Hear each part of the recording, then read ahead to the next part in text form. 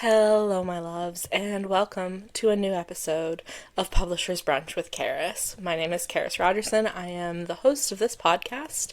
I am also an author with a debut young adult sapphic romance coming out June 23, 2026. That's called Nat and Cammy's Guide to Running an Undercover GSA, and you can find it on Goodreads today.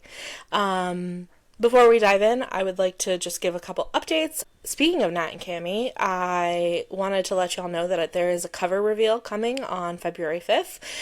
That will be on lgbtqreads.com, which is, if you haven't heard of it already, an incredible resource. Dahlia Adler runs it, and it's just an incredible site to find heaps and heaps of queer books, divided up by age, category, genre, tropes, pairings, like whatever you want, you can find it. And Dahlia also does anticipated lists. She does books with different tropes lists. She does cover reveals. It's just a really, really great site, and I'm genuinely so excited that I get to do my cover reveal there. I have seen the final cover, and I just sometimes I just stop and I just think about it, right? Like, I'm like, shit, it's so pretty. Yeah, I'm really excited for that. Once that's live, I should be able to have pre-order links up so you can order the book if it suits your fancy. In other news, let's talk about how we're doing. Well, I'll talk about how I'm doing. Y'all can reflect on how you're doing. Lately, my depression has been rearing its ugly little head a bit.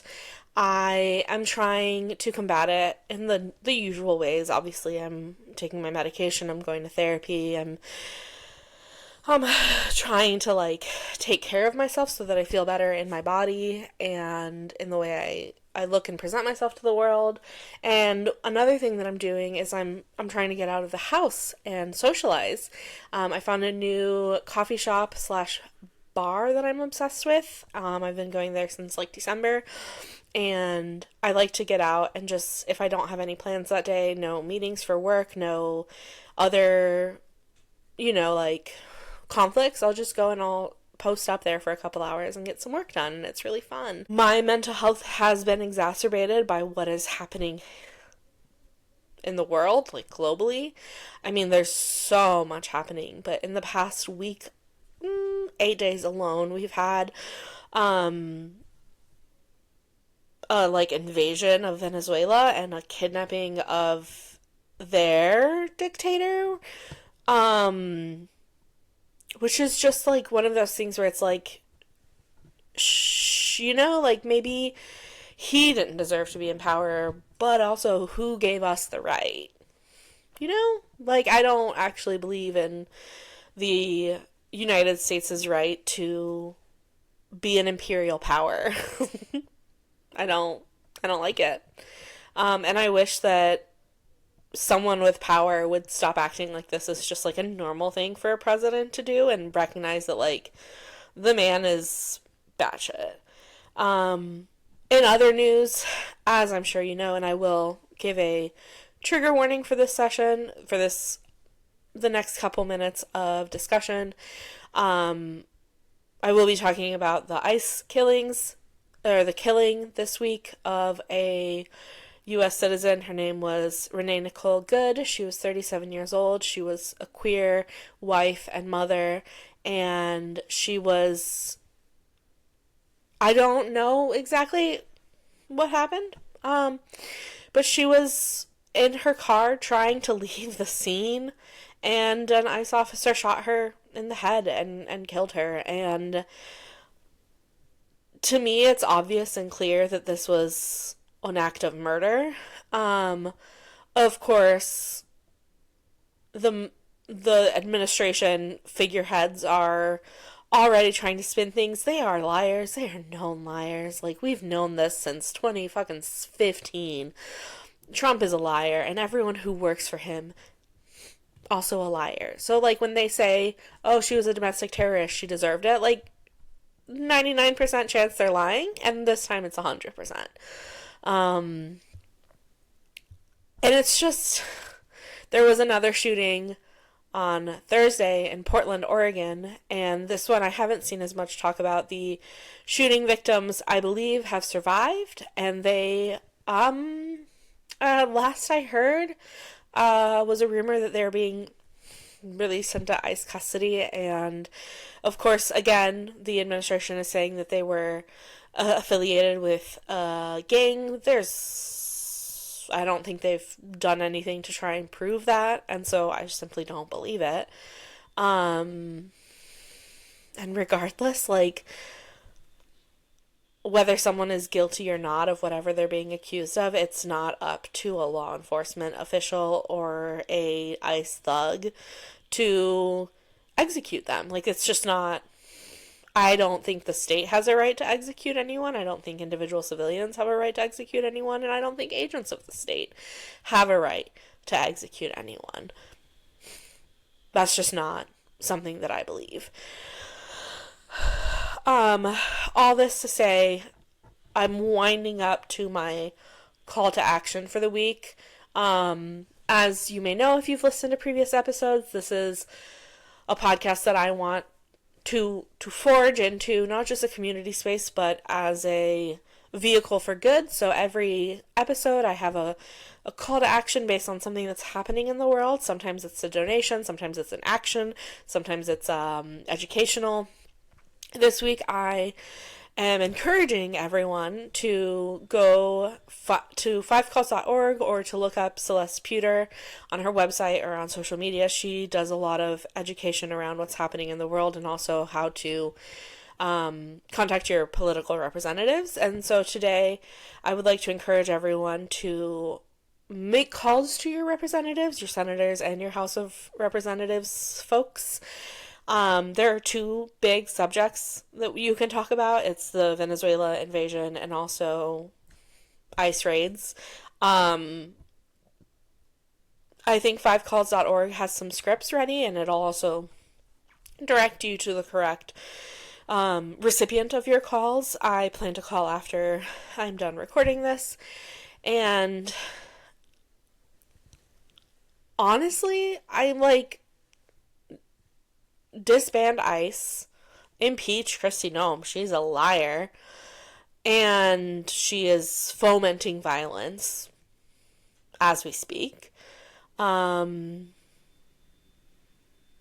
This, I can't call it anything but a regime that we're living under in the U.S. is fascist, and it's evil, and it's destroying lives, disrupting lives, killing people. I mean, the killing of Renee Nicole Good has galvanized a lot of people, but it is far from the first ICE killing. It is far from the first extrajudicial action or like destruction that ICE has done. I mean, we've seen this since literally January 2025. They have been rounding people up. They have been kidnapping people. They have been sending people to prison camps in other countries. I mean, it's a level of evil that boggles the mind. And it boggles the mind in part because it's so avoidable, but it's also so naturally progressive of where the U.S. has come from and where the U.S. has always been. I mean, we are a country that was founded by stealing land, trying to commit a genocide, and then chattel slavery, which was the most horrific form of slavery pretty much in history. Like, we are a country soaked in blood and violence and imperialism. And I don't know how we forge a future without reckoning with the past. And I mean that individually, and I mean that societally, and I mean that structurally. Like, we have so much reconciliation and apology and reparations that we as a country need to do. And I don't know how we can move forward. I don't know what the future holds, but I know that this is unsustainable, and it's been unsustainable. And I personally can't always get out in the streets and protest, partly because I don't have the mobility to not be a liability if people, like, if the police try to come. I am not at a place right now where I am able to stand or walk or like move quickly. And there are other things I can do. One of them is I can call my representatives. I don't know if it does any good, but I'll be calling. Um, and other things that I can do is when I have it, I can donate money. I And then I do things like this. Like I try and talk about it with anyone who will listen. Um, so there's, as ever, no good segue to move on from talking about the horrors of the world. But I will say on my other podcast, which you should listen to, it's called The Right Way of Life, and it's a craft focused author interview podcast.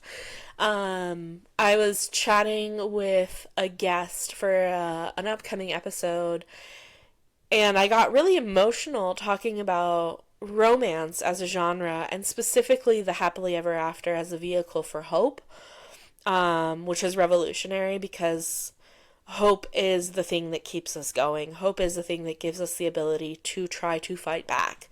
So I'm going to talk about some romance novels that I've read lately. The first one is called Betting the Betting, and it is a sentient object erotica by a friend of mine called Anara Lane.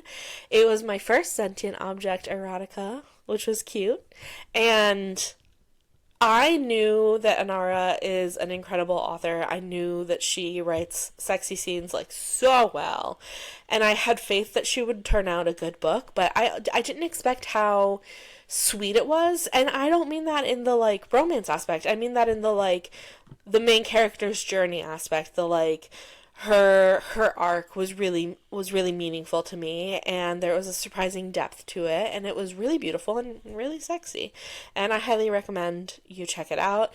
Anara Lane has a whole series. It's called the Objects of Desire series, and we've got Plowing the Plow and Railing the Railing are out now as well, so I will leave links to those. They're on Amazon, they're on KU, and I think you would have a good time if you're open to it. Another book that I've read, well, that I'm in the middle of reading right now, is by another friend of mine. It's called This Time Next Year by Ruby Barrett. It is another novella. It is a New Year's Eve novella. It is delicious. Nora and Finn are like frenemies in a friend group, and starting on the first chapter, they start having New Year's Eve kisses, and it changes the way they look at each other. At least the way Nora looks at Finn. We don't really have Finn's perspective. It changes, and I love the way this book is structured, in part because it's like building on itself in a really delightful way, and I love the way, similar to another romance property that I will be talking about soon, it's showcasing the way that physical intimacy and vulnerability can lead to emotional intimacy.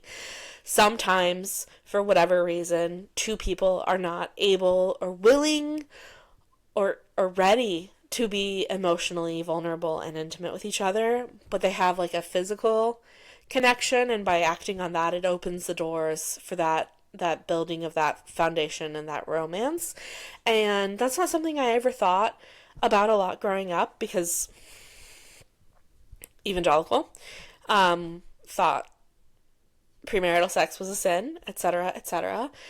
And it's been something that's really beautiful that I've seen in romance lately, specifically in This Time Next Year, and also in Heated Rivalry. Did you really think we would have a podcast episode without talking about Heated Rivalry? Like, no. Obsessed. Continue to be obsessed. Have rewatched the show like twice since it finished airing. Will hopefully be going tonight to a local lesbian bar to marathon the whole show. I am so excited. Hold me accountable. Ask me tomorrow or whenever you listen to this if I went, and if I didn't, you can smack me, metaphorically. Yeah. So that's my romance reading and living. Speaking of romance, this week's guests are Julie Murphy and Sierra Simone. They are authors independently of incredible books, and together they are authors of spicy, spicy romance that is just so delicious. They have a book called Fundamentals of Being a Good Girl coming out in 2 days on Tuesday.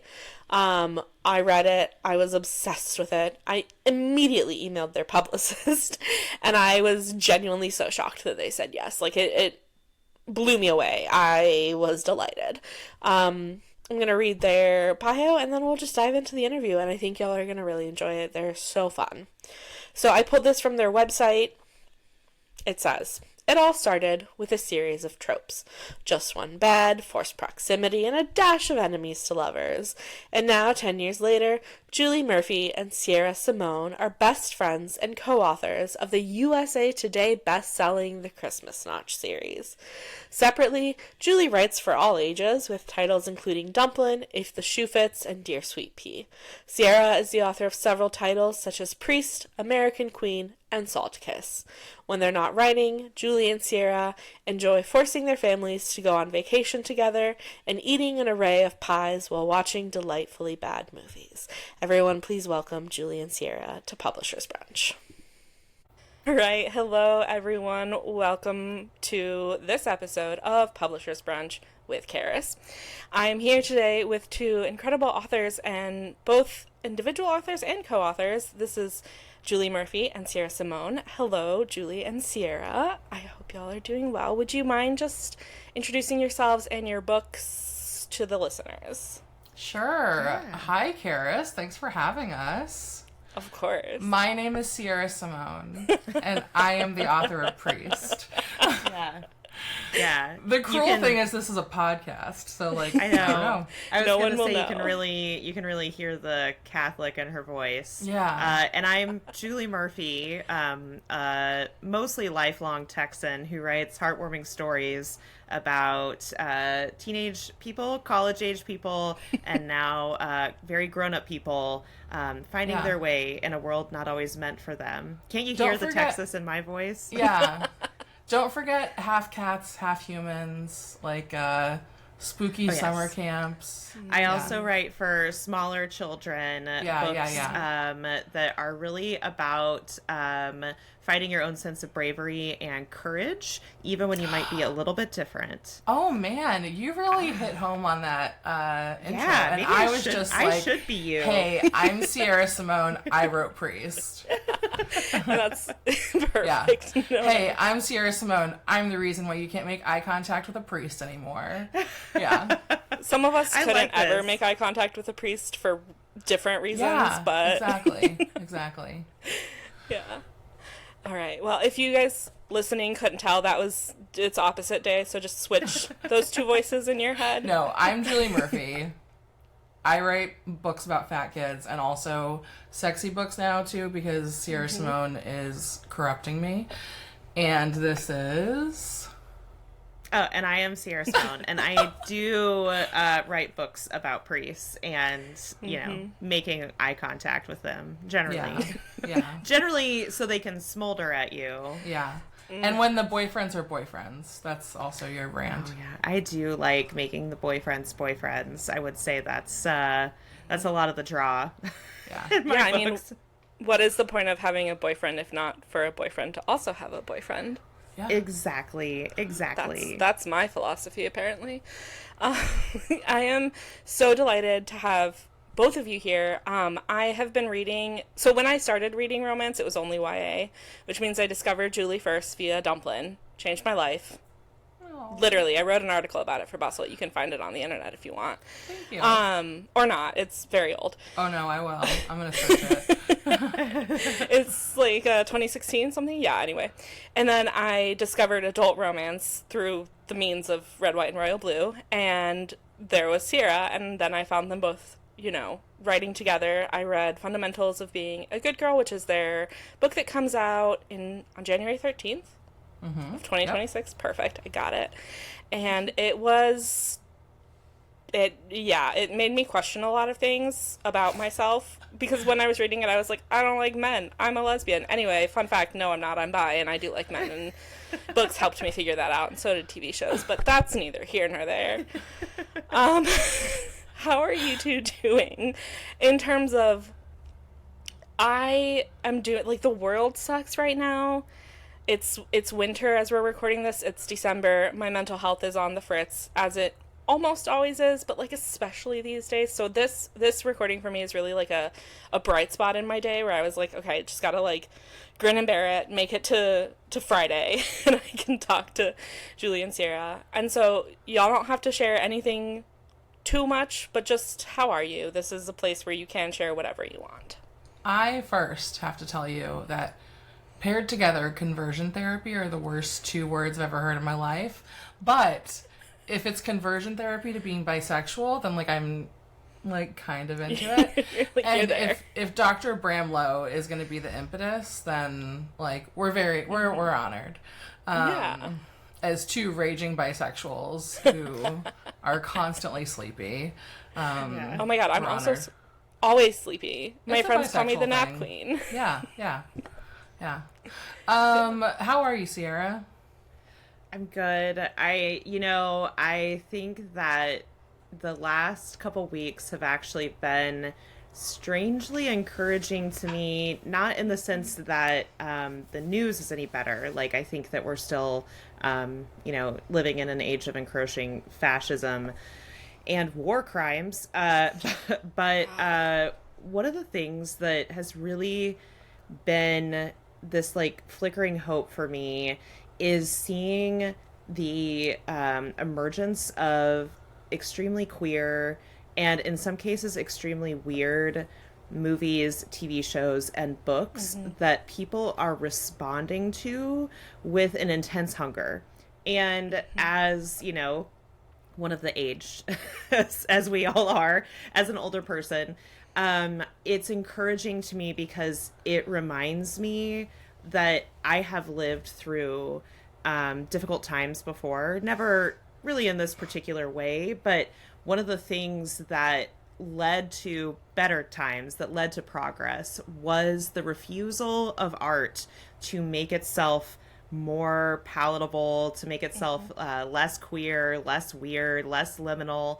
And so I've been really encouraged by seeing some of these, like, extremely horny, extremely gay, extremely strange things pop up in the pop culture, because to me that means, like, not only are we still here, but I do think this is the beginning of the tide turning. These are things that re-inspire people who've already fought before, but it also inspires these newer, younger waves of people to to see themselves reflected, or to see different kinds of people reflected.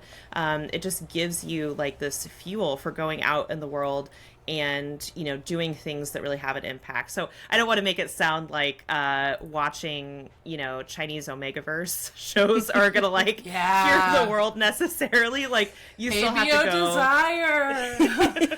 Like, you still have to do the other stuff, like mutual aid and food banks and stuff like that. But I do think that, like, it just helps keep the pilot light, like, lit inside of our chests, Yeah. We were sitting there watching Heated Rivalry, and we were like, this is, like, as exciting as voting.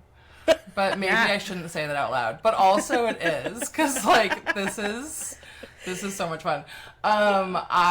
This is what's gotten me through lately, is Mamdani meeting Donald Trump, and then the selfie of Mamdani on the plane being like, and then also, Sierra and I just recently went on, like, a trip together for my 40th birthday, and Sierra's dramatic readings to me of the RFK love letters. Oh my god.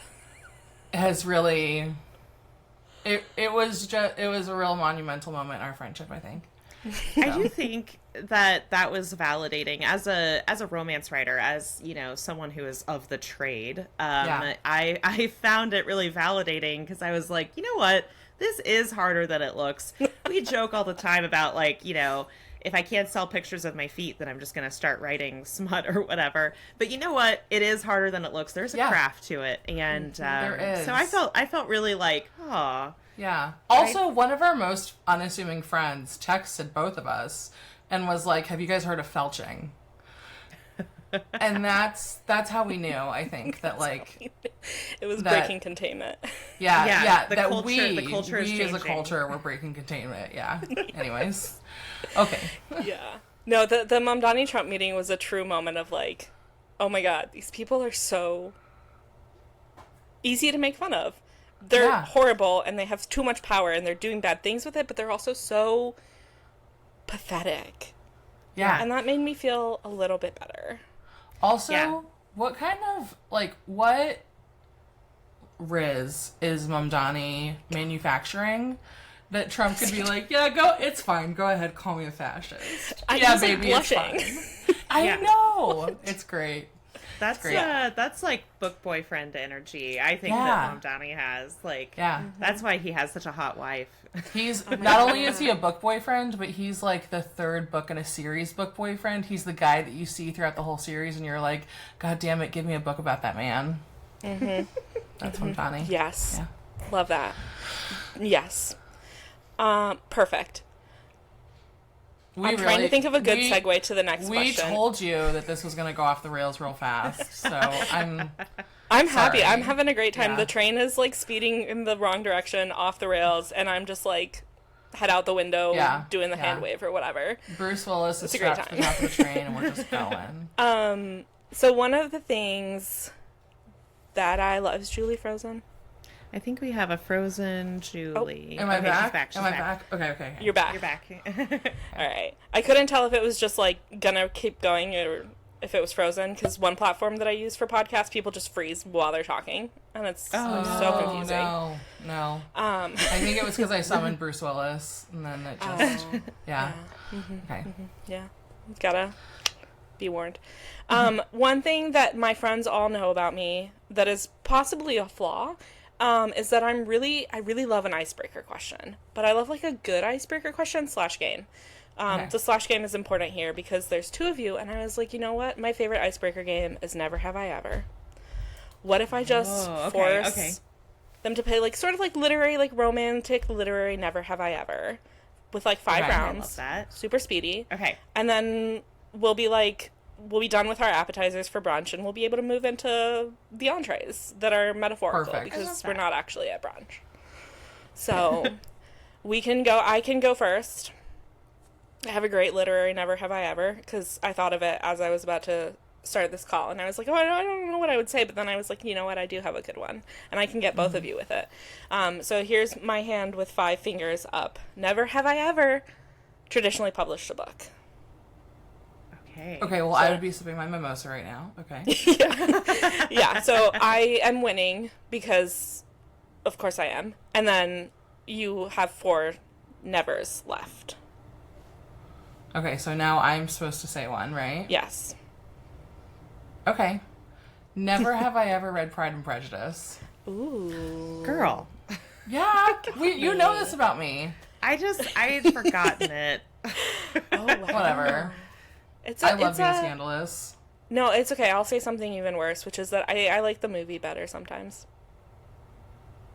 I mean, that is worse. I think that's fair. I mean, I personally love Pride and Prejudice quite a bit, but I will say that the movies do bring really fun things to the table and different fun things. Like as I've mentioned, I'm older, and I have been a veteran of the Colin Firth, miniseries version for quite some time. And so when the Keira Knightley version came out, I was at the perfect age. I was just coming Keira into Knightley. Yeah. Oh, sorry. I don't know if this is recorded for the video. I'm making my Keira Knightley face right now. Just so listeners know. Like Keira Knightley Classic Keira Knightley face. Yeah. And I was the perfect age for that to come out too, and I really welcomed it with open arms. But it does I think it kind of does a different thing than the Colin Firth miniseries. So it's they're all amazing, but they also are different in the ways that they're amazing. Which is the perfect thing for an adaptation to be. Yeah. Yes. I just want to say that I have really enjoyed the adaptations. I feel like I just feel like I'm too late to the party now to read Pride and Prejudice. But you know what? There is that new cast recording, so maybe I'll give it a go. Yes, it is very dramatized. I don't know if Yeah. you've listened to it, Karis, but it's very they've stripped out a lot of the sort of like monologue and like interesting. internal, and it's almost all dialogue. At least the part I had listened to. Right. There's so many sound effects, which was it was a little too much for me. Yeah, I mean not like kissing or anything, but like a lot of carriage clopping, a lot of Okay. music, Yeah, you know. yeah. Like the ambient noises. Yeah. Yeah. Gotcha. Okay, Sierra. Now Sierra does Never Have I Ever. Yes.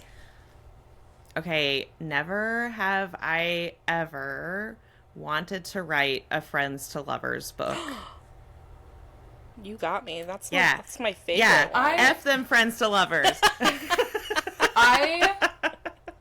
I have done that. I've written friends to lovers, but my preferred format is friends to enemies to lovers. Oh yeah. So, I do think there is something there, and I will say I do have a small carve out for unrequited love pining, where it's like they were friends, but one of them has wanted to be more than friends forever and has been in pain the entire time, because I do like pain. It's only the friends to lovers where it's like we have been friends forever, and so for some reason I haven't noticed that you're hot. You know, yeah. like Right. she just what took off her changed? glasses, and like I Yeah, realized like, she's hot and I'm in love with her. Yeah. No, like, that's what real. I wrote changed? a Friends to Lovers YA that is struggling, and the whole time I was like, okay, but what changed? And I had to really sit and be like, why do you like each other now? Like, what do you see today that is different from the past like 5 years? Yeah. It's hard. It's a doozy. I think yeah. that is hard. I But will we have a say, few friends who have written friends to lovers that we can get behind, actually. yes. So Nisha Sharma has a friends to lovers that I really Mm-hmm. love called Marriage and Musty. And Tracy Livesay has one called Like Lovers Do, which is another just perfect one that really, like, there's just something in the way that both of them write where you see how the trust and like affection that they have for each other can so organically grow into something more, which is like typically what I'm missing in friends to lovers is like that, how did it grow into something more, and they track it so beautifully. So there are exceptions, But not The for reason you to why, write. no. Yeah, not for the me to reason write. why she doesn't like friends to lovers is because it's not like Matthew McFadden levels of like autism and Pride and Prejudice, where it's like, are you like, are you just a mean guy, or like do you not understand like how social interactions work? It's also because your husband is such a little.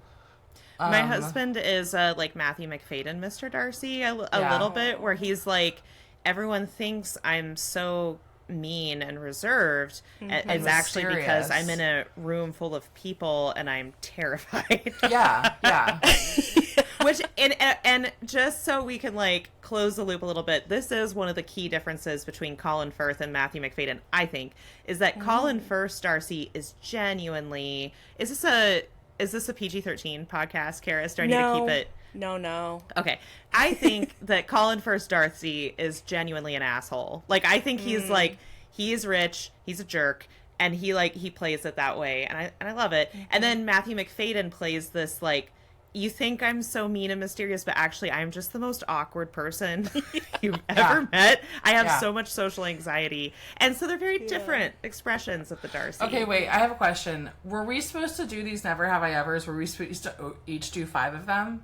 No. 'Cause God, we're the no. slowest people of all time. No, I was No, thinking no, like there's maybe twice. 5 rounds. Okay. Yeah, 5 rounds, Yeah. Julie. Okay. Yeah. Sorry, I was like, we'll just talk about everything, so. This is the whole interview. It's just us playing Never Have I. Yeah. No, I have other questions. Never have I ever, in terms of literary things, what is like a... Never have I ever written a MF romance novel. Okay. Okay, well, I tried. I'm down to like 2 fingers now. Yeah. We're just getting you every time. Yeah. Okay, never have I ever written... No, I have written Sex in a Church because of you. Yeah, So, it was like a Congregationalist New England chapel. I feel like that yeah. doesn't count. That's like being like I wrote sex in a Unitarian church. Like the Unitarians would be fine with it, so it doesn't count then. That's Okay. so true. Okay. Okay. Never have I ever. And we're going for a literary thing. Never have I ever. What's a really embarrassing thing that I've done, Sierra? I embarrass myself all the time. Never have I ever scrolled to the bottom of the page to read all the information on a website when we're searching for a template to order some things we have to get printed. That happened just last night. Julie was like, "Who would build a website without a template?" So I went over to like look, and then I was like, "Can you scroll down a little bit?" It was like template. It's right there. But I have one for you, Julie, but Okay.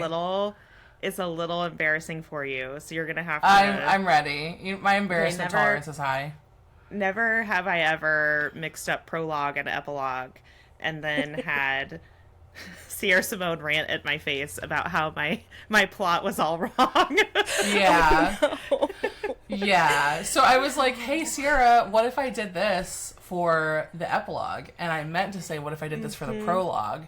And she was like, I guess you could. You would be literally ruining, like, the definition of romance. Like, this is literally not a romance any longer. But if you want to be, like, innovative or something, if you want to try to make that happen, like, good luck to you. And, like, halfway through this, like, really academic rant that she was going off, I realized that I had swapped the words in my head, and we were in a pool just floating around, and I just stayed there and just let her keep talking. And then I cupped her face after, and I said, I'm so sorry. I meant to say epilogue when I said prologue. Other way around. You meant to say prologue when you said epilogue. See? I also don't know left from right, so let's just get it all out there. True friendship, though, is letting her finish, get it all out, and then be like, so technically none of this was necessary. Yeah, like, let her cook, you know? Let's go. Like, sometimes you just gotta let him cook, yeah. Yeah. Perfect. Okay, I'm trying to think of one for me. Oh, this one might be one. I think I might be the only one who's done this. Never have I ever written a book with a cliffhanger, but I have. No, I haven't. Yeah, no. Where am I? Not my jam. Yeah, you guys, you're so respectful of your readers. I'm like, they can wait. Wow. I have like 5 you readers write like at this full-on point. trilogies too.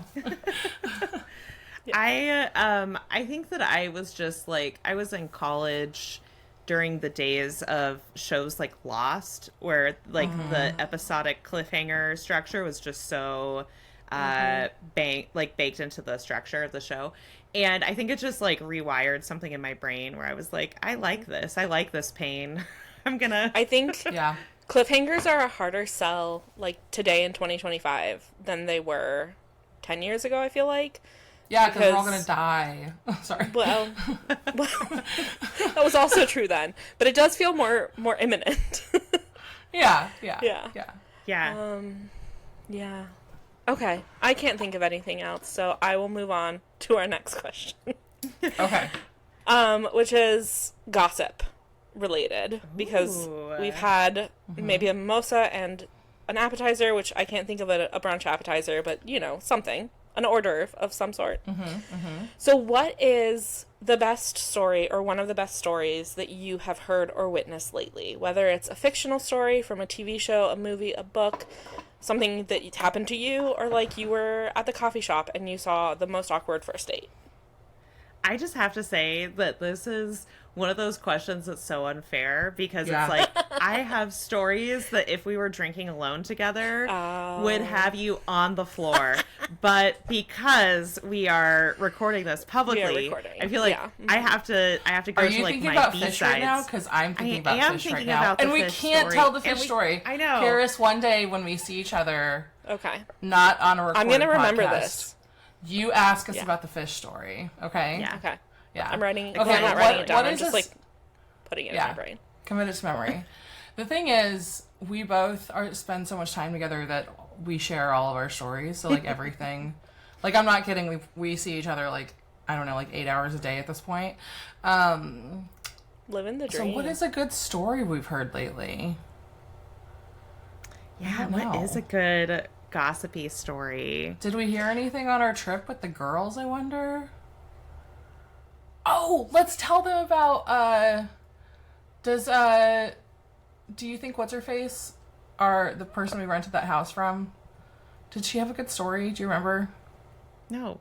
Oh. But I mean, it was only because I couldn't pull it out of her. So we rented a house from someone, and her husband was a fashion photographer, and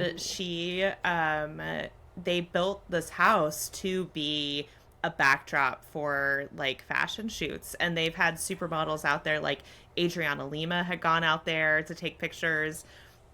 And so I asked her, I said, who is the most famous person you've ever met? And this woman, she was so fabulous. Like she's just like everything I aspire to be at that age. And she's like in this caftan with a full face of makeup at 9 a.m. And she said, "Darling, I'm the most famous person I've ever met." And I was like, I love that energy. She's like, I don't care about anyone else. Yeah. I know. No, that's perfect. That is the perfect answer. She's amazing.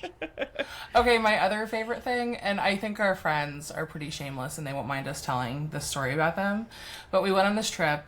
There was a beautiful pool. And on the last day, we were like, you know what? We're all old. Let's take thirst traps right now. And we were in there was a bartender at the place where we were, and some really lovely staff, and we were in the far corner of this pool, all trying to discreetly take off our swimsuit tops and strip down in the corner to take all these thirst traps, and the whole staff is just standing there staring at us. But we were just all that shameless, and we were like, this is the prettiest place I could ever take a thirst trap, I gotta do it, because otherwise it was privately ours. Anyways, it was a moment in time. It was just a moment in time. The other great moment in time was that we, also when we go on these girls trips with our friends, we try to hire a photographer for just to come out for 30 or 40 minutes. And we took all these cute pictures by the beach, and then we were floating in this pool. And I was like, can you take a picture of us just starfish floating? And he was like, yeah. And he was trying to figure out how to get the shot. And then he turned around and he was like, let me get my drone. And so there's a video and a photo of me and all of my friends on the cusp of 40 just floating in this pool. And I went to this man's Instagram afterwards, and he only photographs women with thigh gaps and non-existent bikinis. But that's it's a beach town, that's just a lot of, he was so great and so funny. But we just, it's really good for him to be able to diversify his portfolio with us. Also, you get to say that you had a drone photo shoot. I know. That's so cool. All of our friends were like, this is too much. Okay, go. Sorry, Sierra. I'm sorry. I just remembered 40-year-old publishing gossip. Are we interested in 40-year-old publishing gossip? I think the statute of limitations has probably expired on this. Yes. I heard from a children's librarian who had been at a library conference, and she had been told this story directly, and so we can mostly assume that at least the guts of it are true. So growing up, I read a lot of R.L. Stine, and I read a lot of Christopher Pike, and I didn't know that those two men were not friends, that apparently Christopher Pike really did not like R.L. Stine. And I think that was sort of people kind of knew that, but never really knew why.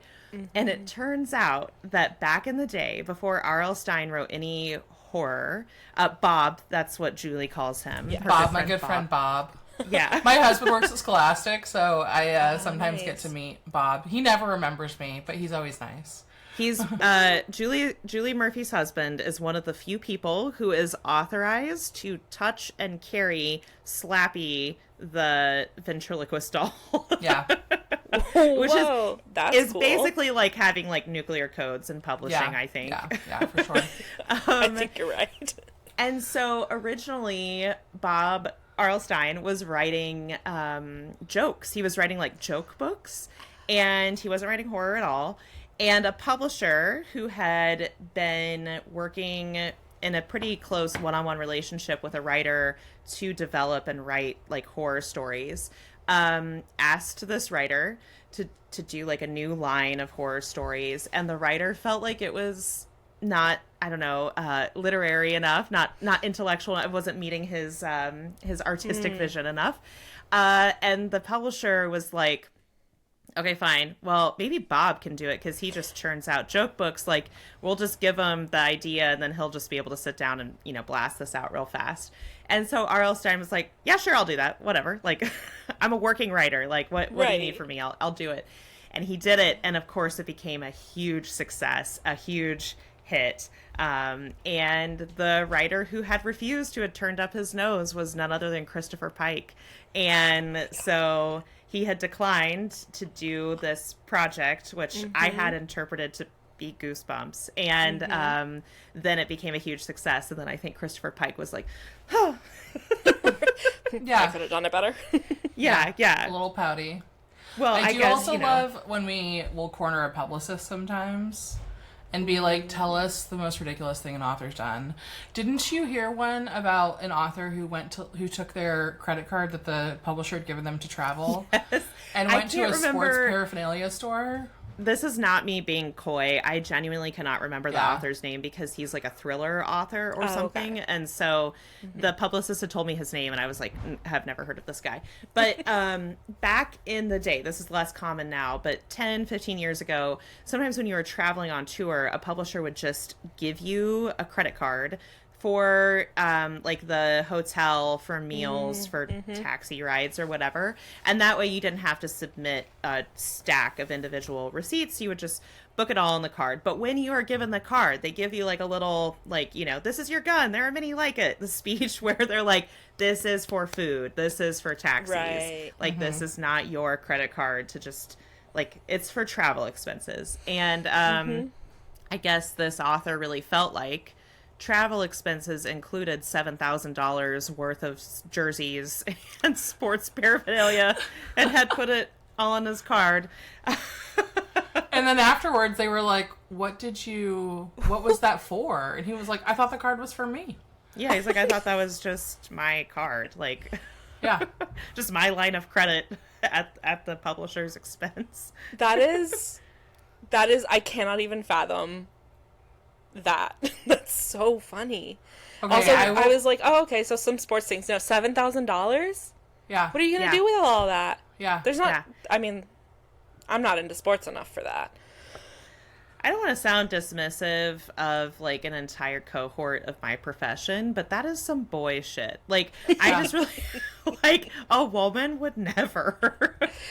I don't know, some women will. Because I do have one story, and I do have to be coy about the name, but I will tell you that it's the sister of a very famous and beloved person who's created some of, like, the most, like, iconic movies of all time and iconic stories.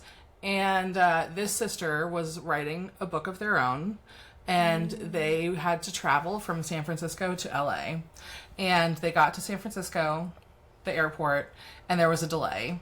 They were panicking, they were upset, and they ended up getting on the flight. It wasn't that delayed. They got on the flight, they sat on the runway for like 20 minutes, and this person continued to freak out and demanded to deplane, was taken off the plane, took her publisher's credit card, went to rent a car to drive to Los Angeles. Mind you, this person lives in San Francisco and has their own car in San Francisco. Went to rent a car and rented, like, the most ridiculous, like, Jaguar or something like that. And then drove to San Francisco and was late for their event anyways. Or no, drove to LA and was late for their event anyways. So, anyways. No notes. 10 out of 10. Yeah, that's exactly how I would handle that situation. Yeah. Oh my god. Yeah, and that's why they don't give out credit cards anymore, I'm guessing. Or they might still do it. They do sometimes, yeah. Yeah, but I think it's less. They don't just, like, hand them out willy-nilly to people anymore. No. I feel like your publicist has to really believe in you and your common sense. Yeah. And your common sense. Yeah, you've got to not just be like the author they want to invest in, but also the author they know they can trust. Yeah. And that's note to, if you're listening, be trustworthy. Get a credit card. Don't spend it. Yeah, I will raise my sports. hand and say, never have I ever been given a publisher's credit card. So this is like an experience I haven't even earned after 13 years in this industry. So Damn. thanks everyone who abused it. Yeah. Come on, you ruined it for the rest of us. Meanwhile, hey. Oh. Okay. Yeah, Hey. let the record show that Julie Murphy just held up her HarperCollins Amex. Amex. With yeah. It expires next year. I doubt they'll renew it. I don't know why, but every time I'm reminded that you have that, I think of Home Alone 2, where Kevin has like his dad's credit card or is like Yes. pretending that he does. That's exactly what it feels like. But the publishers have wisened up now because the cards don't work in certain types of like retailers. So like I went to a CVS to buy water once and my card was declined and I was like outraged. And then they were like, no, what if you went in there and bought, I don't know, $600 worth of nail polish? And I was like, I just Nail want polish. my bottle of water. Yeah. Anyways, it's fine. Yeah. This is a very spoiled thing to complain about. No, I just, you said like CVS or something, and I was like, right, $600 of snacks. I mean, wait, Yeah. no, other things exist. Yeah. I know. I was like, what, $600 worth of tampons? Are you Sally Ride going into space for the first time? Like, what's I mean, listen, I've had a hysterectomy. I am well and clear of that. So, when my friends tell me like they're on their period, I'm like, who is that? What Yeah. is that? What even? Can't relate. $600 of white cushions to sit on obnoxiously Yeah. in front of everyone else. Yeah. Look yeah. at me sitting on this white cushion in Look front at of me you. sitting on this white cushion. I'm gonna wear white pants too. Yeah. Anyway. Oh man, I went through a white jean phase in like middle school. That was weird. Oh, those were the days. Yeah. Yeah. And then I also had like sparkly purple ones. I thought I was doing something and I wasn't. I think you were. I don't know. Yeah. Yeah. What are some recent obsessions that y'all have been into? Like, and it doesn't have to be media, it can also be items or rabbit holes or thoughts. I don't know. My obsession, as everyone who's ever spoken to me in the past 2 weeks knows, is just heated rivalry. That's like, I am nothing but one giant thought, and that thought is just like Shane and Ilya. Yeah. Yeah, I think for us, it's like, right now it's Heated Rivalry, ABO Desire, which is a Chinese BL show, but like also filmed in, is it Taiwan, Bethany? Or Sierra? Yeah, Sorry. so the backstory to ABO Desire is that, well, first of all, it's, as far as I know, the first live action Omegaverse miniseries, and it is fully and explicitly queer, which is censored, that media is censored in China. And so the actors are Chinese, and the it's filmed in Mandarin, because they were hoping that they could maybe get it to Chinese media, but they had to film it in Taiwan, which is you know, a kind of an LGBTQ haven in that region. And so they filmed it there. So it's kind of like a hybrid show where it's like Chinese cast, Chinese, you know, funding, but then location wise, it was in Taiwan. And, but it is like, it's just like fully Omegaverse, which is just crazy to see in live action. Like, I am watching a man holding a pregnancy test, you know, like in this scene. It's great. And it was originally a book, and so I've been reading the translation online, and that's even wackier. And So it I was feel written like, by two sisters, right? yes, I think that's the lore, is that these like billionaire twin sisters wrote this book, couldn't find a production studio who was like willing to make it. And so they were like, we're billionaires, we'll do it ourselves. Ethical use of money, I think, of capital. And That's so what all billionaires should be doing. Yes. what would the world be if our billionaires got together and they were like, we just have to make BL content? Like, Yeah. I think it Get would off be a beautiful Twitter. place. Get off Please. Twitter, start making some gay TV shows. That's all we ask. And I don't know if you guys have seen this, but Heated Rivalry was made with like some Canadian tax dollars because of like the way their ecosystem works. And so I'm like, man, this is taxpayer funded necklace swinging that I am watching right now. Yeah, necklace swinging. Oh, to be Ilya's necklace. Oh, to be Ilya's necklace. Yeah. This swinging necklace brought to you by the good people of Canada. Yeah. And that is why I am so proud to be Canadian, in part. Are you Canadian in part? My dad is Canadian, so I am a citizen of the fine country of Canada. Wow. Passportless you should be proud of this to date. Yeah. But I am so proud of it. Yeah, you should be. Elbows up. My Instagram bio, or whatever, used to be like American, Canadian, pseudo-Italian, because it was all the places that I like claimed. And then it reached a point where I was like, I don't need anyone to think that I'm proud of being American, so I'm just gonna like delete all of this. Yeah. And that's on this hellhole of a country. What are your most earnest, sincere romance storytelling opinions? Am I earnest about anything? Truly.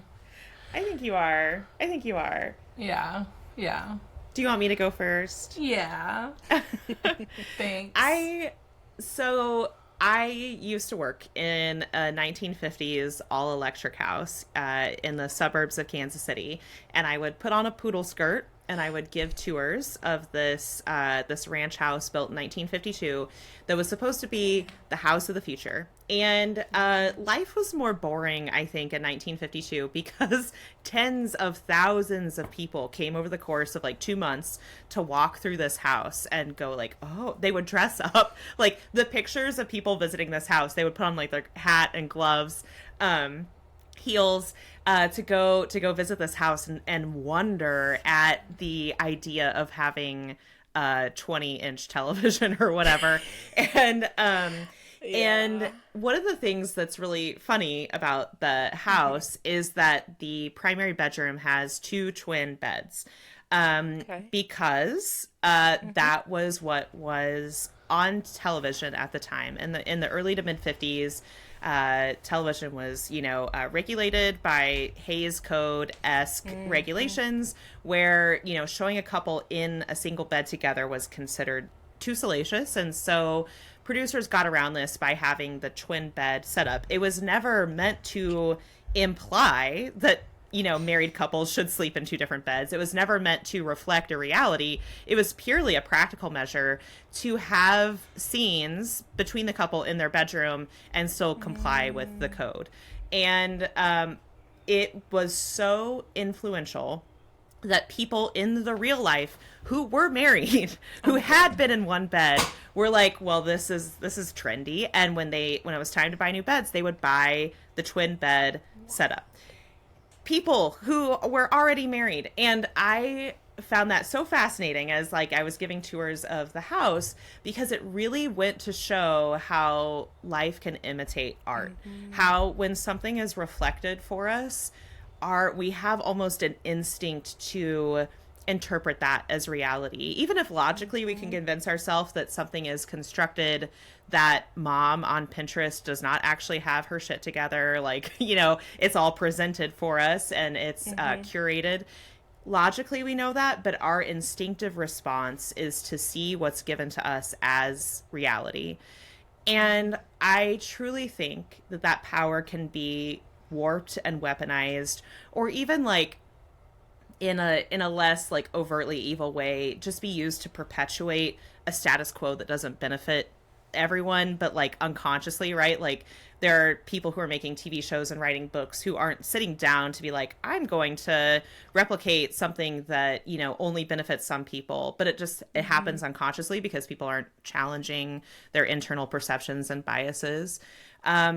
I also think that power can be used for good. And so I think that the more we intentionally construct narratives and art to reflect the vast and beautiful range of human experience, the easier it comes for people to live their real lives in the real world, the analog world, with more with confidence, with bravery, with courage, because they know that they're not alone, or they can approach the world with curiosity because they understand that the people around them are fully formed people with different thoughts and different feelings and different experiences.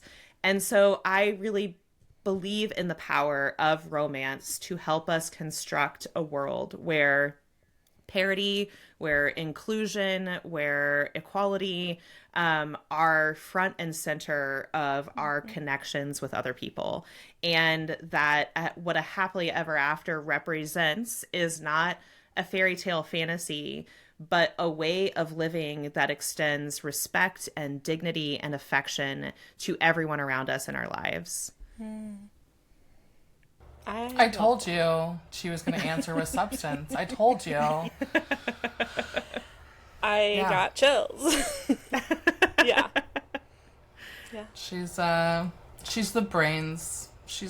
That's not true. No, you're the brains behind the scene, and I'm like the grumpy overlord that everyone has to deal with. You know what I mean? You're my king's hand or whatever.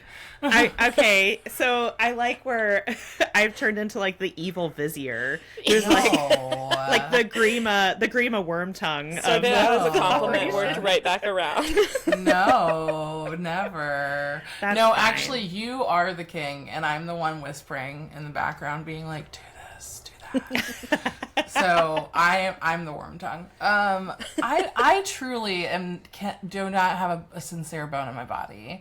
Do I have any earnest, sincere opinions to share? I mean, other than like, can everyone get off the dick of a third act breakup? Like, that's kind of. Listen, I love a third act breakup. I love conflict. It's there for a reason. Yeah. I do earnestly believe this. I really think that, there's two layers to this. One is that I think that a lot of book discussion online kind of veers downward from being discussion in the sense of like people having a good faith conversation, about something in literature to content, right? Like to what's high engagement content that I can do, which is like, can I have an opinion that will provoke reactions or, that sort of thing. And not that it's always that callow, but that can happen. That's sort of the energy. But I just truly believe that a lot of what people don't like, especially in a genre, right, whether it's romance or fantasy or thrillers, a lot of what people don't like is when a trope is done badly or when like a narrative beat is done badly. And so when a third act breakup feels arbitrary, when it doesn't feel earned, I could understand why readers would have a reaction to that. And it seems like the breakup is the problem, but the real problem is that the author didn't earn your buy-in for that breakup. I think that miscommunication, I think, is the same thing, hand to God, because it is like the number one cause of breakups and divorces and friendships ending is miscommunication. So for people to be like, I just found it unrealistic, I'm like, it is the most realistic stuff. That's probably why it makes you uncomfortable. But what they're picking up on is that the author didn't earn that buy-in for the miscommunication because they didn't construct characters that are believably miscommunicating about something. Yeah. Because when it's done well, I mean, it'll like make your bones hurt. We didn't even kiss, and then deleting that text message, like that, you just feel that in your funny bones because the show has earned that miscommunication, right? That missed moment. Yeah.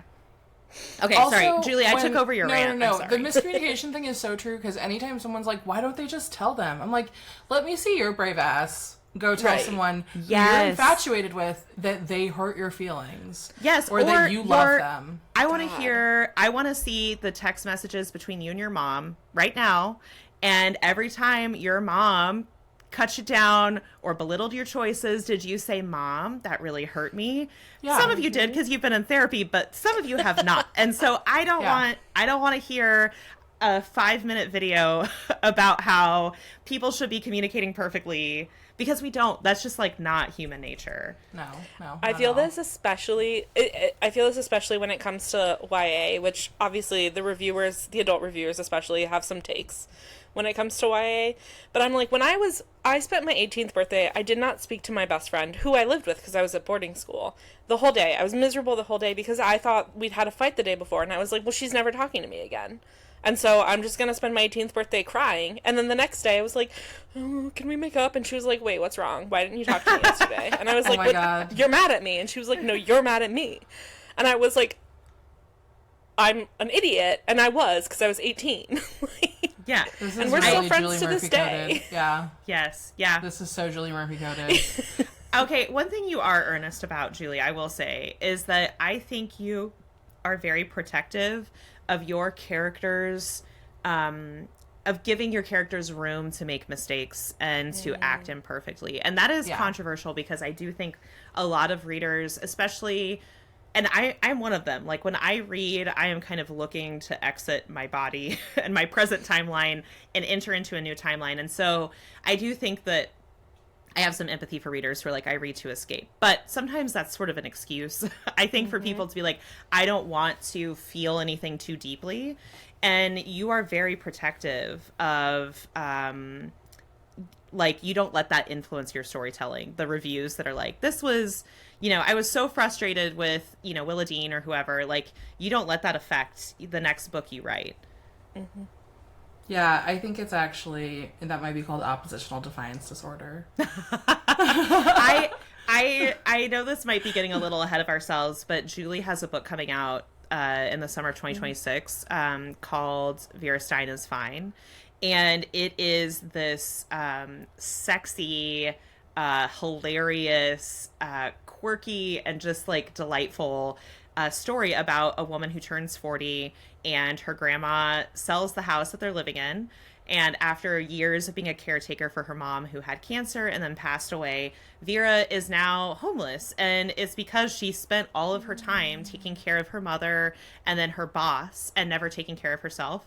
And so she has nowhere to go. And her grandma, who was like a former like horror movie actress, but like Swamp Thing horror movies from like the 60s and 70s, is like, well, I'm moving into a retirement home for actors. So best of luck. I'm going to Palm Springs to live with all these retired actors. And so Vera is like, well, I don't have anywhere to go. So she follows her grandma and crashes on her couch in this retirement community of former actors in Palm Springs. And there is so much about Vera that is the kind of thing that Goodreads reviewers will have opinions about. Like, Vera is 40, and all of her dreams have been deferred, and so now she's having to like wake up to the fact that like she never got that screenwriting career she wanted. She never actually ended up getting the boy that she thought she wanted to be with. And also like there's choices that she stands by that she wouldn't change. Like, she's decided she doesn't want to have children. And so there's so much about her that could be a lightning rod for Goodreads. And you wrote that story so fearlessly, Julie. Like, you just approached it with so much honesty and let Vera speak for herself, even when she's doing the kind of speaking that makes people uncomfortable. I love that about how you are as a writer. Thank you, baby girl. Thank you for being honest for me. Or earnest for me. Honest too. Yeah. But thank you. It was like that was a really that's the kind of book that you write for years and years. I think it's the longest time I've ever spent writing a book. So Vera and I went through a lot together. Yeah. Those are the books that I really love. So I, for one, am excited. Also, I love the friendship where you're like, well, I can't be earnest, and your friend is like, don't worry. Yeah. I got you. Yeah. I'm constantly in interviews looking to Sierra to be like, what's my answer? What would I say? And that is true friendship. Yeah. That's beautiful. I love that. I don't know how much research y'all do in your writing, or whether you like to research. I not famously, but like for myself, don't love research. So I love this question because it's like, is there a bookish or research rabbit hole that you've gone down lately? Oh, you're meeting two sides of the coin right now. Yeah, it's like, have you ever seen that meme that's like the average human swallows 14 spiders a Of course. year, but it's Yeah. like the rest of us are swallowing no spiders, and Georg, the spider Yeah. eater, is swallowing 117 spiders a day. Like that, it's like each book is, you know, probably a sum total of 40 hours of research over the course of 6 months. And Julie does 3 hours of research, and I do 37 hours of research. Yeah. We have very Nice. different approaches. I personally can't keep writing something until I know even the finest detail. So, like, for example, a recent rabbit hole I went down was the wreck of the Edmund Fitzgerald because Oh, I was going to say the spice market in Morocco, because that was like a 5-day yes. rabbit hole for me. Yes. But yes, I mean, this is also great. Yeah, I was writing this bonus scene for one of my books called Nice. Sinner, and bonus scenes are meant to be just like cheese whiz, right? Like there's no real story to it. And so I just had this character for his birthday, his wife takes him to the museum that has stuff about the wreck of the Edmund Fitzgerald. And I was like, well, I can't just like read the Wikipedia article about this. I obviously have to read all the latest like maritime excavation research and like the archaeological research, and you know, now I have to know everything about Gordon Lightfoot, all so I can write like 2 sentences. That's the thing, is like the input is so vast, and then it ends up just being the smallest, you know, mention in the story. Yeah, but now you have great fun facts for a dinner party.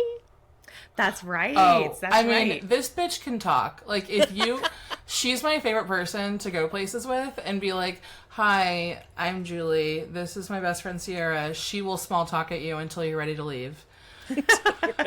Yeah. It's No, true. that's great. I need to do more of that, because I love small talk, but I don't have that many facts, so it's just like me making stuff up. And that's like, she just like hoards information. Like, That's, like a I little mean, troll, no, you know? It's a very selective, like, smattering of information. So if I'm talking to someone and they're into sports, I got nothing. I'm like, Untrue. I can't. Untrue. I can't. You can find a sports story, I'm sure. If I'm like, do you want to talk about, I don't know, the history Welcome of to chess in Wrexham. medieval Europe? Yeah. I can talk about Wrexham. Welcome to Wrexham is a good one. Yeah, I will research for like take the amount of time I should research for a scene or a book, and then cut that in half, and then like now like divide that by like a quarter, and that's how much I'm willing to research. I just want enough details to fill in spaces, and then I want to make shit up. And if I do it wrong, I do it wrong.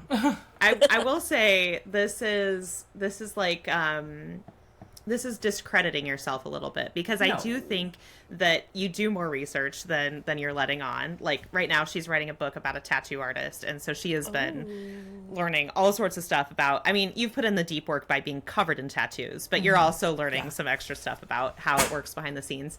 But also I think what we count as research is always like a very interesting thing to explore, right? Because like the framing of research is that it needs to be information that you seek out on purpose, and it's solely through the lens of nonfiction, and you know, like it's very directional. And I do a lot of that. I'm like, I want to know more about ancient Mediterranean mystery cults, and so then I buy books about it and I read it. But Julie, you are so great about constantly filling your well with like pop culture moments and trends, and I have no idea what's going on ever. And so when Julia's like, okay, so the co-stars of Wicked hold hands in every interview, I'm like, I would literally never know that, because I'm never on that side. The social media I'm on is like podcasters who do politics on Blue Sky. And so like I only like, my pop culture is limited to like RFK and Olivia Nuzzi, so I have no idea what the co-stars of Wicked are doing. And you are so good about just staying so abreast of like these really fun memes and moments and trends in pop culture, and I think that is research too. Like we just don't frame it that way, because it's more what do I want to say? Like, it's more like weeding a garden, like a sort of daily, just kind of like activity that's necessary. But I can't believe that you just made this sound, the bullshit that I do on the internet, sound academic, but thank you so much. That was Thank really you. impressive. Because I will sit there and be like, this is a compilation of these two women from Wicked basically crawling into each other's laps in every interview and crying. Will you please watch it with me? Mm-hmm. And she will I sometimes. mean, most of the internet is talking about that. So Yeah. And not it's the good. yeah. I think it takes both. Like, I think we need the person who is like, gathering up all the memes about the Wicked co-stars, and then we need the person who's going to be like, Julie, that's not how like a board of regents works for a public state university. Whatever. It works how I want it to work. Oh my god, we have gotten in so many arguments over like this current series we're writing, the academic affairs series, because I'm like, I don't know, don't people just like get together and like plan a gala for like no reason at a university? Right. Yeah. And she's like, well, maybe. And I was like, they need grants and stuff. And she was like, nothing is making sense. And I was like, if I say enough words that I've heard before on a college campus, it's going to start to make sense. Fair enough. Yeah. I know. She was like, endowment, ... and just like, yeah. I was like, that's not what an endowment is. Yeah. I had a moment recently where I was like, what is an endowment? I hear this often, but I don't understand. It's because my grad school was falling apart and people were throwing words around. Yeah. Yeah. Yeah, I mean that is when you would hear that word. It's kind of like, I don't know if you've seen the masterpiece of cinema that is Neighbors 2 with Seth Rogen, good. but the running bit is that they don't know what we don't know why, is. but this is one of our favorite movies ever to watch together. But yeah, they're selling their house or trying to, and neither of them know what escrow is. So they're constantly like, and then it'll go into escrow. Escrow. I will say, we watched it after we saw a tweet about Neighbors 2 having like a refreshingly progressive approach to sexuality, and we were like, okay, let's try it out. And there's a part in it where, one of the main characters finds out that someone close to him is queer, and he's like, I can't believe that I didn't know. You're my best friend, and you didn't tell me. And they're in the room with several other friends. And another friend's like, well, yeah, like, I sucked some dicks in college. And he's like, how did I not know this? You have a girlfriend right now. And the guy's like, well, sometimes you got to suck a dick to know if you like sucking dicks. And I was like, that is so beautiful. Yeah. That is exactly the approach we should have to our own sexuality, which is just curiosity, which is no shame, just trying things out, seeing if they feel right. Yeah. Exactly. Anyway, Neighbors 2 is Seth Rogen. Yeah. Like, doubling back to our obsessions, like, Neighbors 2, Maxton Hall, and also, like, the new winter Red Bull flavor that's, like, apple cider flavored. Anyways.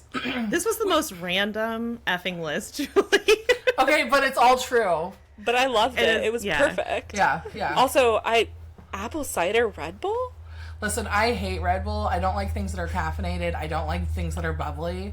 But if I have to drink something for caffeine purposes, it's not bad. Okay. It's Fuji apple and ginger is the what apple cider is the palate. Right.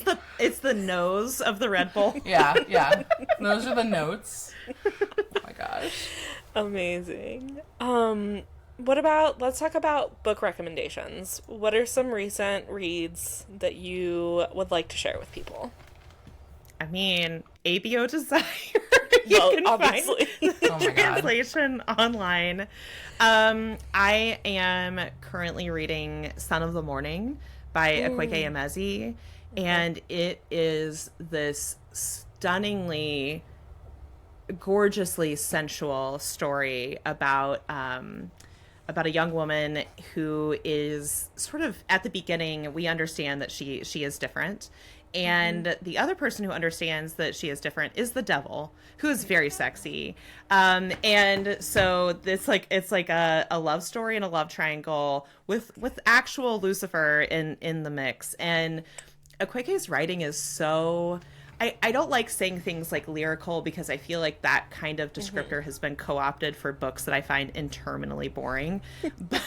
But like when we talk about writers sort of like earning things from readers, like that kind of language is so earned. Like they choose their words with such care, and they write with like music in the sentences. I mean, I really think that this author is like a once in a generation kind of writer. Like I don't think that we get writers who have this gift for language and also this sort of like ability to see the world and describe it in such a vivid, like fervent way very often. So anyway, Son of the Morning, and I think it's actually on Kindle Unlimited right now. So if you're an ebook reader, you can just dive right in at no cost. It's incredible. Perfect. It's And going right to the top of my TBR. I haven't started it yet, but the sprayed edges on the hard copy too are great. So if you're if you're a bookshelf person, Yeah. you like the bookshelf trophy, it's also a really beautiful package as well. Yeah, for sure. I just finished Teacher of the Year and Husband of the Year by Matt Wardell, M.A. Wardell. And what I love about Matt's books is that they read like fanfic coffee shop AU, but like rated explicit. You know what I mean? Perfect. Like they're so cozy, and like I say this as someone who loves conflict. They are low conflict, but like the emotional stakes are so high. You know? Like you just really like the primary narrator in Teacher of the Year and Husband of the Year has like anxiety and ADHD, and he's a kindergarten teacher, and like I never in my life thought that I could give a shit about no offense to kindergarten teachers, but a romantic like hero who is a kindergarten teacher, and like I'm not like a third of their internal monologue is about like what's happening in their classroom that day, but it's just so incredibly endearing, and it really did feel like just the comfort of like coffee shop AU. So I love M.A. Wardell. They're doing like some really ridiculous fun stuff next year. They're doing a hockey book, but it's like Pee-wee hockey coaches. I know. And they're doing like a Minotaur, like ridiculous like Minotaur workplace meet cute kind of thing. Anyways, so if you're sleeping on Matt Wardell, you need to wake up because Matt's great. Yeah. Right. Oh my god. Oh my god. I like was familiar with both of those recommendations, but now I'm like, well, I just need to like my romance TBR is like 120 books long, and that's like a third of the books that I own. I just keep like sticking things in at the top and being like, I'm so sorry to book 120. Yeah. I hope I get to you. Yeah. It's so the pain is real, and I really do think that I joke about this, but we have a friend who opened up a romance bookstore here in Kansas City a couple years ago, and she was like an avid reader. I mean, like she still is, but she was reading like, I don't know, 250 books a year or something wild. And she opened up the bookstore, and then she found that she just doesn't have as much time, and it's really painful for her. And I was like, that's the secret that no one in publishing tells the people who want to work in publishing, is that you work in publishing and then it's like you're never able to read a book again because you're so busy. And there's so many books that are like, I don't want to say like homework, but it's like you're reading books for event partners. You're hosting a podcast. You got to read a book for your podcast guests. Arcs, that people want early blurbs for. And so they kind of keep pushing their way to the top of the pile. And then it's like the non-homework books, the books you actually want to read, kind of keep getting pushed down. And it's so sad because so I feel like my TBR is like, I'm like 3 years behind where I want to be. Yeah. I'm like, if we could freeze time for like 10 years and I just read to catch up, then we can restart. Yeah. And then in 2 months I'll be behind again. Like, yes. Yeah. That's how it feels. Like there's just not enough time. Every vacation Sierra and I go on together always ends up being a writing retreat of some sort. But I feel like our big pie in the sky dream is to just have a reading vacation. Yes. So it's going to happen for us one day, babe. I have faith. Maybe. Okay. I don't know. We'll manifest it. Yeah. Isn't that how manifesting works? I don't actually know. Whenever people talk about manifesting, I kind of like just my brain sort of like shuts down. But I think that's what it's like. I'm bad at manifesting because I'm like, my self-talk is too negative. So I'll be like, I'm going to manifest something good. It's never going to happen. And everyone's like, you did it wrong. And you're like, of course I would. I'm bad at everything. Exactly. You're proving my point. And then my friends, need to go to talk to a therapist. I skipped introducing dessert, but that was the dessert phase of this talk. And now we're at the toast, which is my favorite question, which is, what is a soapbox that you would like to get on if you had 90 seconds to 2 minutes to just like get, like, you're in the public square and you have a megaphone and you're like, the people need to know.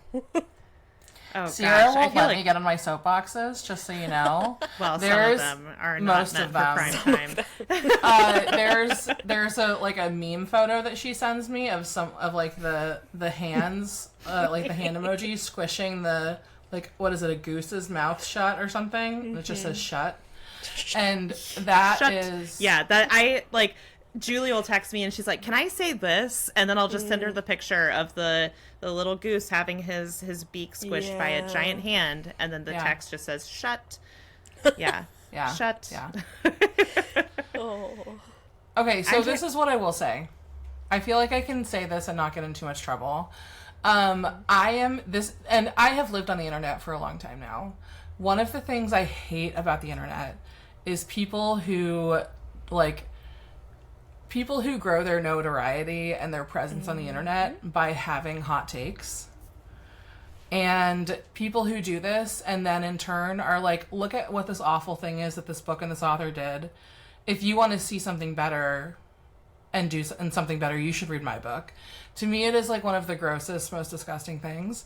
And I kind of feel like if you live by the hot take sword, you die by the hot take sword. Oh, gosh. So, I mean, how many times have we seen that come true since 2012? Like, when we both, got our book deals in 2012. And, I mean, since then, we've just seen the downfall of so many, like, hot take smiths, like, kind of just being their own downfall.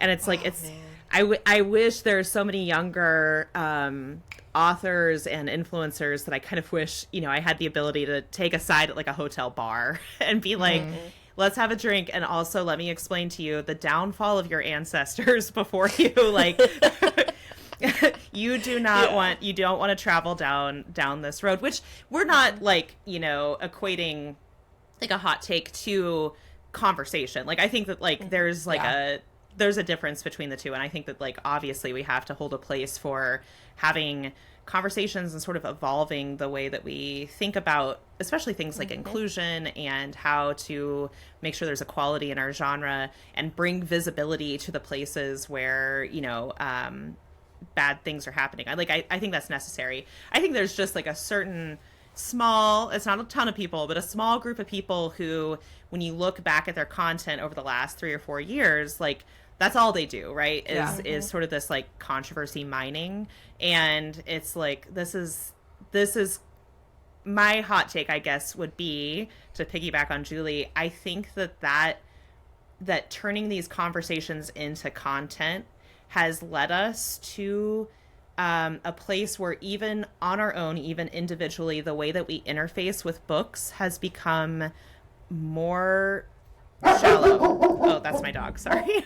My dog agrees. I think that the way that we interact with books has become flattened by the sort of template that content has given us, right? Where we start thinking like, I hate this. I don't like this, and we start engaging with things in these like categories instead of like, I've read books that I didn't enjoy reading them by any means.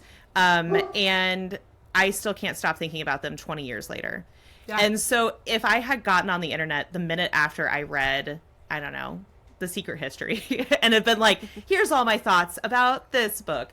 And then, I would have been looking back 15 years later and be like, okay, but also this book has made me think about it for 15 years. So like, what do I want out of the experience of reading? What do I want out of the engagement with narrative? Do I want only to have sort of like pleasures fulfilled? Do I want to think more deeply about characters and situations? Do I want to ask myself questions?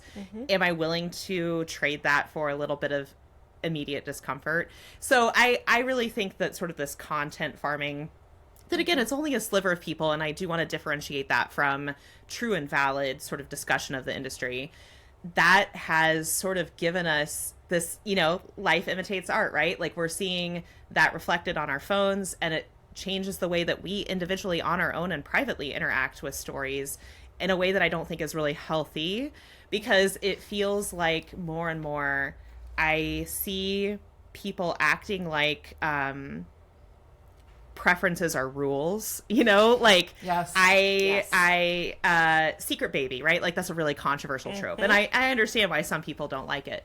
But then it turns into no one should do Secret Baby. If you're doing Secret Baby, you're right, you're a bad writer. You're bad at your craft. When it's like it's a storytelling choice, but it's neutral to quality. And that kind of conversation I think will only make books more boring, more the same, more genericized over time if we let it. Yeah, like you were saying, it's like this really loud but small minority of people who are getting on the internet and speaking with such authority that it's like pulling people away from the challenge of critical thinking that we should be engaging with every time we open a book. And then in turn, like, we'll see, like, it's disheartening because sometimes I'll see readers come through my line and like signings, and I'll hear people like talking in these sound bites of things that they've heard on the internet and just like parroting hot takes and like different things that they've heard. And it's like, I really want to have a conversation with you. Like, I want to know what you think about this beyond like, 17 words. Like, I think that there have been so many conversations, especially in romance in the last year, that we have lost the plot on because we have not allowed for those conversations to be complex and difficult, and for them to not always have not necessarily a right answer, but just an answer, Yeah, I agree with that so much, Julie, because I really think that there are so many conversations I've had even inside myself about books that I've found, not difficult, but just, they stick with me and I'm not sure how I feel about them, where my conversations with myself are open-ended. Like, and I only have one other like debate partner in my head, and it's me, like, and I think that we have lost a comfort with open-ended discussions, with there not being a bullet point or an AI generated summary at the end of it that can tell us kind of what to think about something. And I really feel like the point of books is to generate to generate that kind of discussion, to generate open-ended questions, because if we didn't need that from books would not need to be 100,000 words. They could be 15 words long. Like, there's a reason why we take all these words to gesture at something that we can't say in just one sentence or two. We have to give you an entire experience and journey in this situation in order to even sort of vaguely convey what this experience of humanity is for these people in this circumstance. So I really feel like flattening the discussion is like antithetical to the project of writing novels to begin with. Yeah. I am having a hot take about this, which is I agree with both of you. But the connections are being formed in my brain, and I'm like, I don't know if I should say that, but I'm gonna. But I was raised deeply evangelical, and one thing that I have been realizing lately about the way that I was raised was that they would say things like, you can always question, like, doubts are fine, the Bible has doubters, but the point is you can doubt as long as you know that the purpose of doubting is to come back to the correct answer, which is the church's answer. And I was just thinking that, as you were saying, like, the open-ended is not allowed, it was reminding me of that, where it's like, well, you have to have an answer. And even if the answer sucks, which it often does in the evangelical church, but like, you've got to have it. And then it like jumped to, I recently read a book called Wild Faith, which is about the evangelical right in America. And I was like, I wonder how much of us seeing culturally, I mean, obviously the algorithms are to blame for like 90% of it, but like perchance the ways in which politics has been taken over in many ways by a very right-wing evangelical cohort is also coloring the way we come to books, because when you're told that there's an answer to everything, it's really, really hard to, I mean, this is what I talk about to my therapist every single session. I'm like, but I can't control it, and so it's bad. And she's like, that's just life, Karis. And like, sometimes there are no answers, and that's really frustrating, but it's also kind of, I don't know, it can be really freeing and like beautiful too, to realize that like, that's life. There are no answers. Things are difficult. You got to wrestle with them. Yeah. I think Julie and I have talked about this a lot as well, because we have, kind of both come out of a very religious adolescence that formed a lot of our worldview. And so we can recognize it, right? Because we're like, we're like Blade, we're like daywalkers. I'm like, I've been there. Like, I know exactly where this is coming from. But I think that one way that evangelicalism has left a stamp on even like book discourse by people who either have never been religious or are claim like an ex-evangelical title is this metaphysical purity, is purity culture, but not of the body, of the mind, where your sort of output and beliefs are either pure or they're not. Like, it's very binary, and any smudge, any perceived smudge on that is like reason to sort of like ostracize something. Yeah. And again, I want to separate like what I'm trying to say here from extremely necessary conversations about structural racism and transphobia and stuff in the industry. But I'm talking more about this idea of like, if I decide something is imperfect because it's written in third person instead of first, or because it has a third act breakup, or because I don't know, I feel like it replicates the patriarchy in some way, then not only is this book imperfect, but this author is, and everything they do is now fruit of the poison tree. And it's this like metaphysical contamination. And I'm like, that is purity culture. Like, that is, things aren't allowed to be complicated. People aren't allowed to be messy. A work of art must comply 100%. And if it doesn't, then it can't be good at all. Like, there's no goodness to it, right? And I think that valence to the discussion is part of what kind of flattens us into, you know, something that's either good or bad. Yeah. And this permanent cancellation without like any path of redemption just feels so much like the metaphor you would get in church growing up, where it's like, put a piece of tape on your arm. Okay, take the piece of tape off. Put the piece of tape back on your arm. Take the piece of tape off. The more you use the piece of tape, the less, you know, the less usable it is. That's what like it feels like we're doing to people. Like, if salt has lost its saltiness, how can you get that back, right? Sorry, I should have trigger warning that. Yeah, but, trigger warning. And because of the way social media works, there's so much context collapse, you know? And so I'll have people tell me earnestly, like, oh, so-and-so is really problematic. And I am thinking that so-and-so did something racist or explicitly homophobic. And it'll like circle back to, well, I heard from someone who heard from another person that she was rude to an influencer at a dinner somewhere or something, you know? And it's like, it's so much hearsay, and it's kind of hard to sort of like verify any of it, but that person has now been tainted, right? And so the story isn't maybe someone, you know, was unkind to someone at an event. The story is just so-and-so's problematic. And like, that context collapse is, I think, really tricky. And I know I keep saying this again, I do want to differentiate this from like accountability for bad actions. So I don't want to make it sound like I'm like, the cancel culture is bad. Like, I'm not trying to do that. But I think that when our conversations about art get sort of flattened into it's either good or bad, we kind of lose the capacity for art to transform us, even if we're not like co-signing everything in there. You know, even if I'm not like co-signing everything in The Secret History, it still had an effect on me that I'm glad that it had, even just by dint of it being a response to it. Yeah. These are all things that I'm like thinking about daily as I navigate my addiction to Threads, the app, and the web browser. You gotta break up. I really do. I now have an extension in my browser where it's like, oh, you've been on social media for an hour, shouldn't you be working? And it won't let me go back on, which is nice. But I hit that cap every day.